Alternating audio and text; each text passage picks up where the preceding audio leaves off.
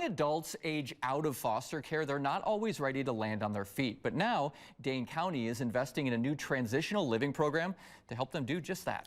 WMTV's Shayna Najawan spoke with leaders of this project. So Shayna, the goal is ultimately to help participants find and then keep permanent housing. That's right. The program is for adults between the ages of 18 and 21, a demographic the county says is at the highest risk of becoming homeless.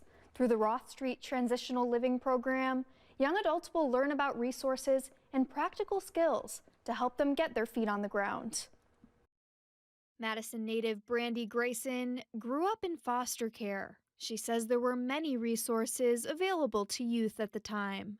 There was outside resources, there was community centers, there was neighborhood moms and neighborhood coaches and neighborhood programs and Bootstrap and NIP and all kind of programs that we were all involved in that really kept us out of trouble. Grayson, now the CEO of nonprofit Urban Triage, says a lot of funding has since been cut and things have changed. We are seeing the consequences of that in terms of community violence, gang violence, and youth that we work with often says there's nothing for us to do, there's nowhere for us to go, adults don't listen. Dane County leaders have also noticed a trend. In a press release, Dane County Executive Joe Parisi announced a new initiative, a transitional living program for young adults, meant to bridge the gap between foster care and permanent housing. We'll house about 6 youth, and we'll also provide wraparound services, peer support, housing navigation,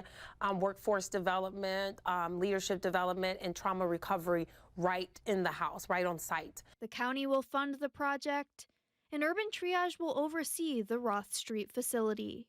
Grayson looking to bring back tools that were available to her.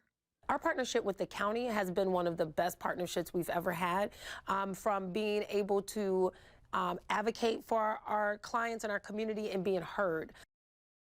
The county says participants will move to safe permanent housing within 2 years of their time in transitional living. They'll be required to save money in advance to support the move. Live in the studio, Shayna Najawan, WMTV 15 News.